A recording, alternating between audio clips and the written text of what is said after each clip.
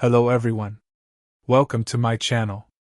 Caitlin Clark, the new face of women's basketball, something to say. This is Women's History Month, and I absolutely guarantee you that, in 100 years, cultural historians will still be talking about what happened to women's basketball over the past 2 years and the absolutely revolutionary accomplishments of a player named Caitlin Clark.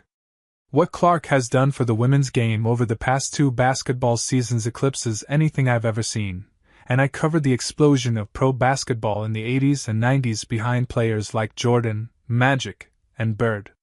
She first became noticed at the University of Iowa, where she broke NCAA scoring records and in the process seemed to break the law of basketball physics, by raining down jump shots from absurd distances. She was the unsurprising first pick in the WNBA draft, going to the Indiana Fever, where her presence took a sport that was largely invisible on the U.S. sports calendar and made it destination watching. Consider this: in the past season, 23 WNBA games drew more than 1 million viewers. Clark's Indiana Fever team played in 20 of those games.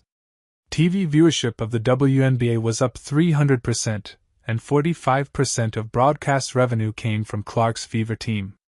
Her games were watched by 200% more than games that didn't involve her. Merchandise was up 500%, and Clark's stuff represents 70% of that. Her economic impact to the city of Indianapolis, where the Fever play, was estimated to be $36 million. The anecdotal evidence is even more striking. Last October, as my golf buddies, 8 of us, lined up to tee off at Allentown Municipal, the conversation was all about the ongoing WNBA playoffs. And that kind of moment was replicated thousands and thousands of times around the country. Now, I've been a fan of the women's game for decades, but there were men in our foursome who barely knew there was a professional women's basketball league in the BC years. That's before Caitlin. Now, the debates that have sprung up out of Clark's singular magnificence are essential ones. It was suggested that part of her appeal, both as a cultural force and a human cash register, is based upon the fact that she is a white woman with intelligence, and easy grace and a boyfriend. Is this true? Well, of course it's true. The most threatening thing about Caitlin Clark is her 30-foot jump shot. But that doesn't make all the other stuff go away. She is a great, great player who has made a phenomenal impact and deserves every accolade she has earned, not to mention every dollar. In a truly capitalistic society, the WNBA couldn't pay her enough to match her impact, which is why, though she makes only a league-mandated $76,000 in salary, she earns an estimated $30 million in endorsements off the court.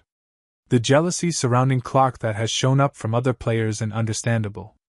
They have played in relative anonymity since 1976, and along comes this one player that has sent the nation gaga. Are you surprised there's jealousy?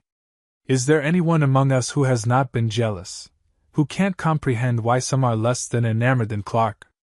So try, if you're a new WNBA fan, to understand that Clark will be pushed around, challenged at every juncture during every game, and sometimes unfairly criticized.